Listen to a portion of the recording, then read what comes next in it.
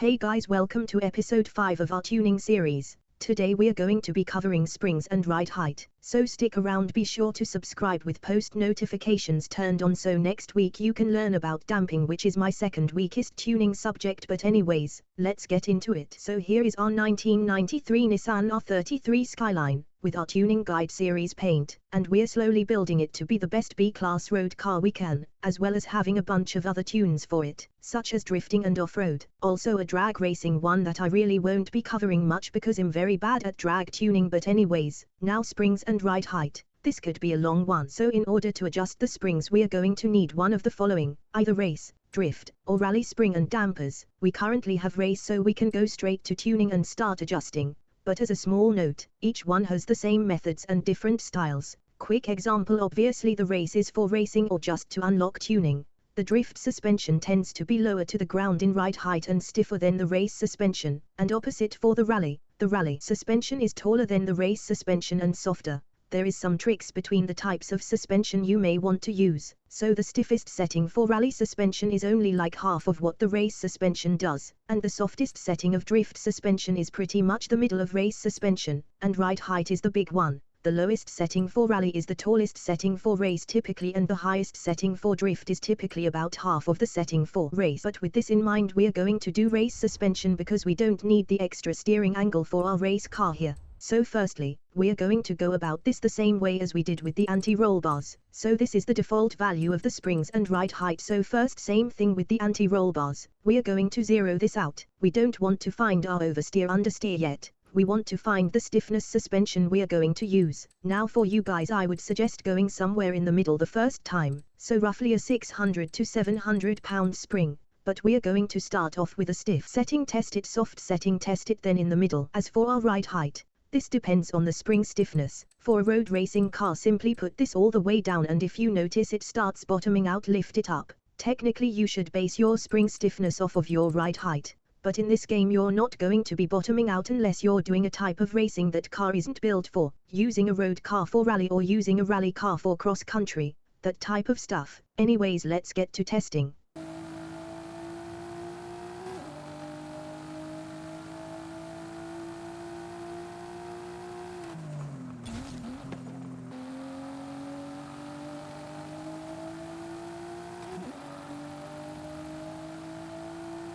Arrived at your destination.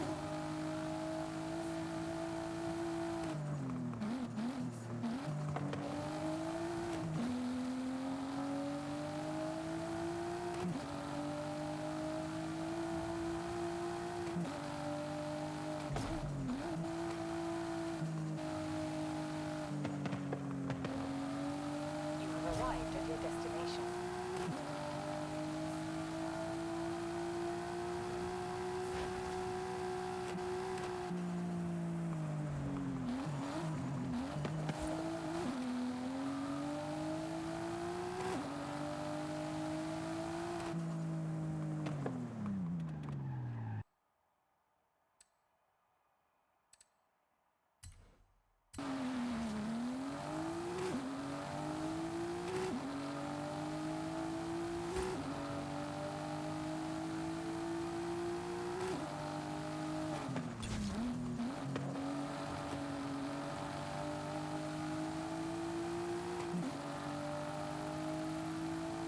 Arrived at your destination.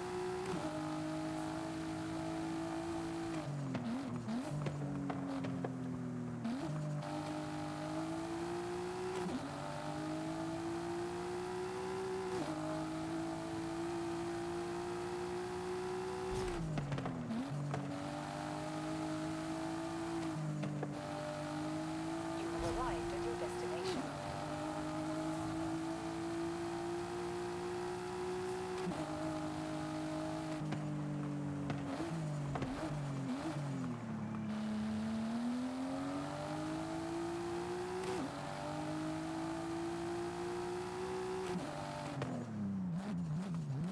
Now again, what's the difference? Firstly, with springs this controls the front and rear weight transfer, so a stiffer suspension there will be less weight transfer from the front to back, or back to front, whereas softer suspension there is more weight transfer from front to back or back to front. Next, a stiffer spring setup is more responsive but less forgiving than a softer spring setup. And 3RDLY, your springs control the mid-corner balance, so we're going to do a stiffer setup, around 700 pounds. So again, with our selected stiffness, take it for a drive, make sure that's the stiffness you want.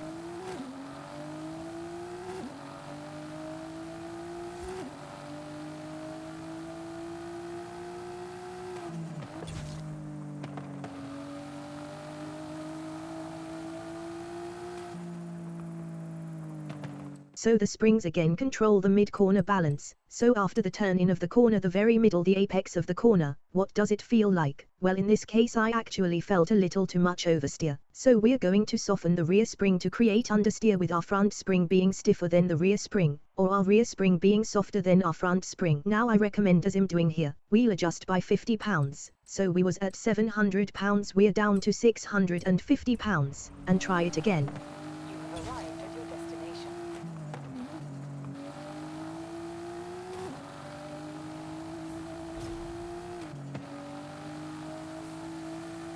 You have arrived at your destination.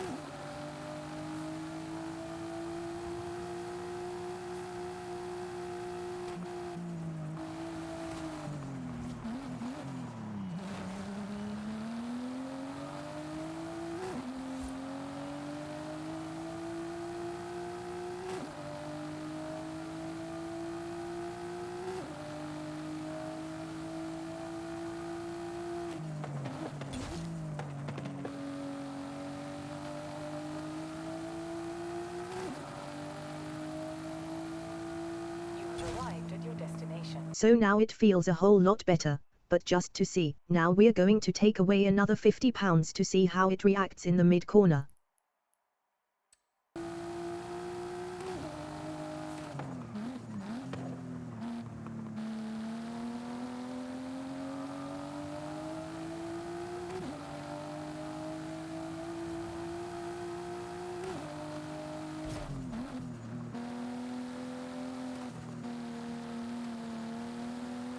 You have arrived at your destination. That might be a little bit too much understeer, so now we're going to go by 15, so we're going up to 615, give it a try.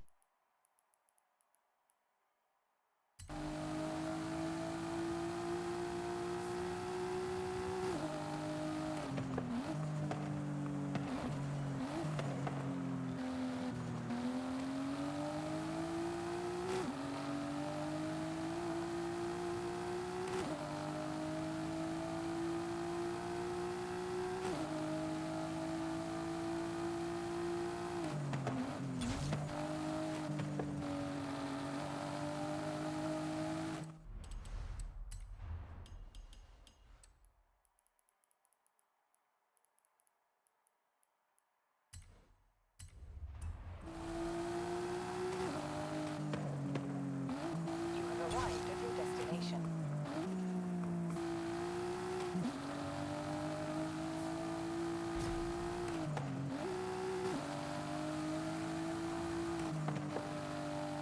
You have arrived at your destination.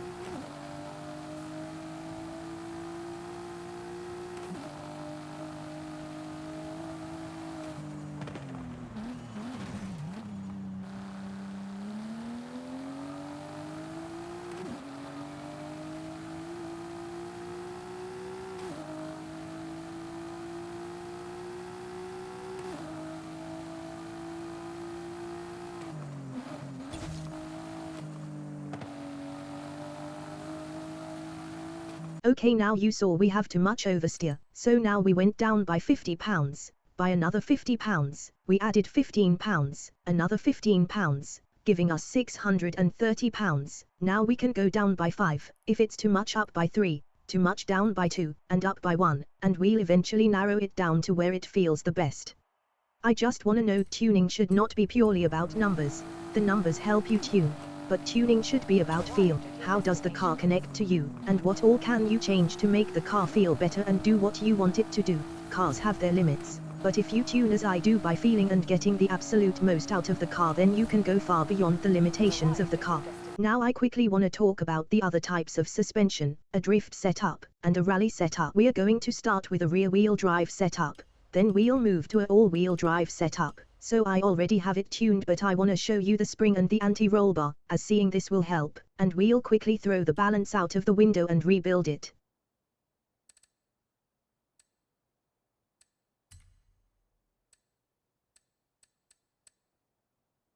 So I more or less tried to throw stock without needing to actually revert, but basically you built your car, test drive, how does it feel while drifting? So firstly the same thing should be done, find your stiffness first, I prefer soft but we'll tune it stiff first.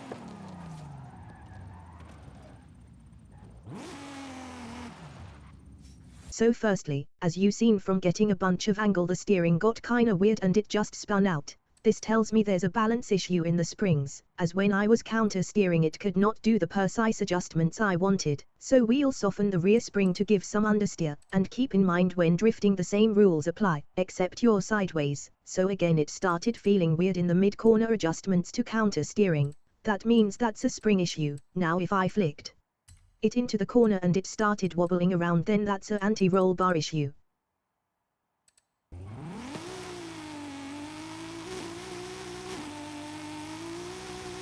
You've arrived at your destination.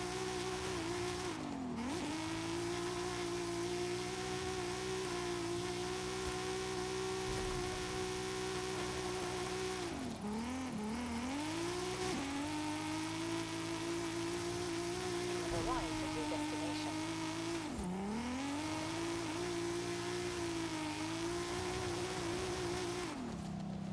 Did you notice how quickly and wobbly that transfer was? That shows it was a anti-roll bar issue, so I'm going to soften the rear anti-roll bar.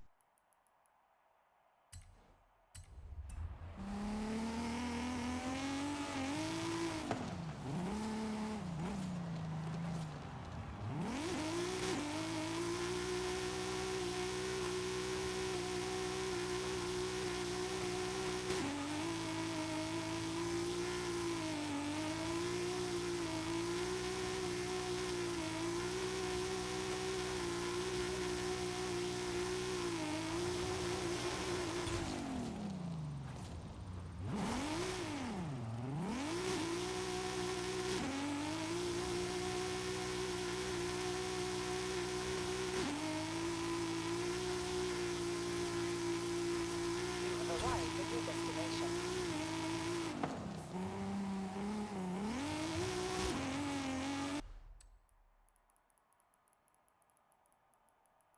I want to point out, I don't have a reason for doing this, other than it does not feel smooth and it feels way too flicky. So first I'll try the springs, then I'll try the anti-roll bars. The springs during drifting mostly control your corner entry, mid-corner, and exit smoothness and angle, and your anti-roll bar mostly controls the corner entry and exit smoothness and will allow you to create more snappy and flicky transitions. So anti-roll bar for transitioning, springs for everything else basically. But the same rules do apply. So the anti-roll bar does control corner entry, but our corner entry is when we flick the car sideways or transferring it to the other side. The spring does still control the mid-corner balance, but the mid-corner is more turned into the mid-drift smoothness and angle, as a more oversteer suspension setup will naturally want to get more angle, but without the smoothness it will spin out, and with more understeer it will want to get less angle, but then it might not drift depending on the grip level.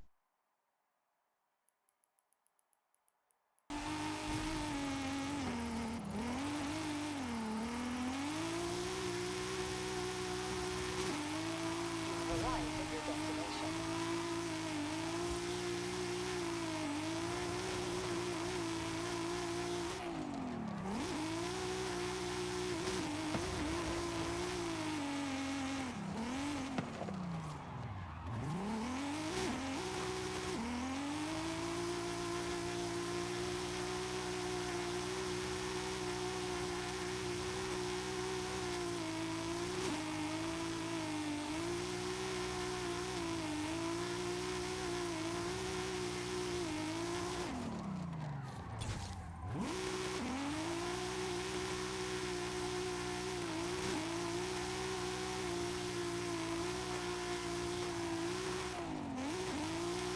Have arrived at your destination.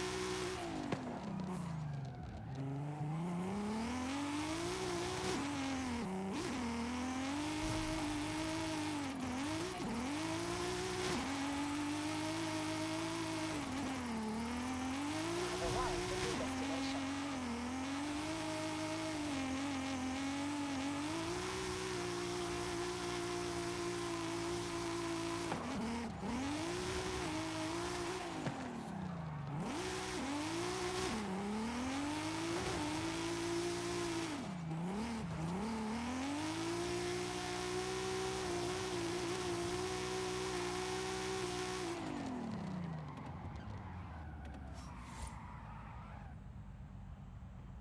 Again, just play with stuff, slide the sliders left and right, see how they react to different inputs and angles and everything. This is how you become a good tuner. If you mess around with different settings and find the ones you like, you can easily transfer it from car to car, and find new settings when it doesn't transfer. Then eventually you develop a specific feeling. Once you understand that feeling that you want from your car, you start learning how to apply that feeling to every car, and once you learn that, there is nothing in any Forza title you can't tune.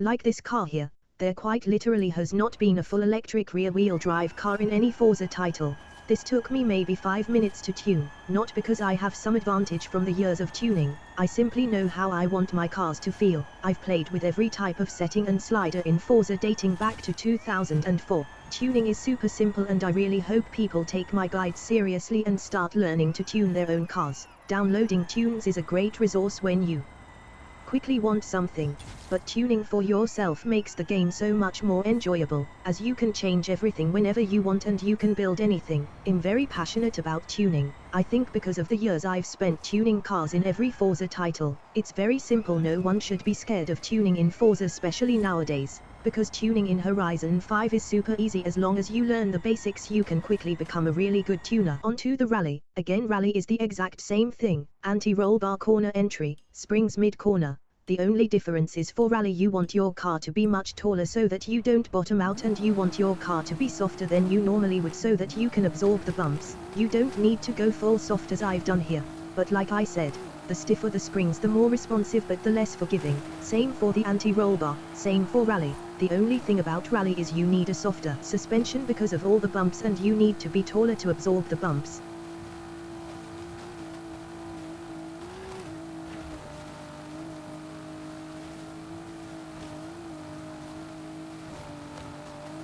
Thank you guys so much for watching. I hope everyone has a wonderful day or night. Be sure to subscribe with post notifications so that you don't miss any future episodes. Be sure to check the description for any links we use. Discord, Patreon and Twitch/Kick is all in the link tree below. Be sure to leave any questions, comments and your own tips and tricks in the comments section below to share with anyone that might be learning from this series. I'll see you guys next week for dampers, and that should be a pretty quick one too. There isn't much about dampers, but we'll talk about it then. Bye guys.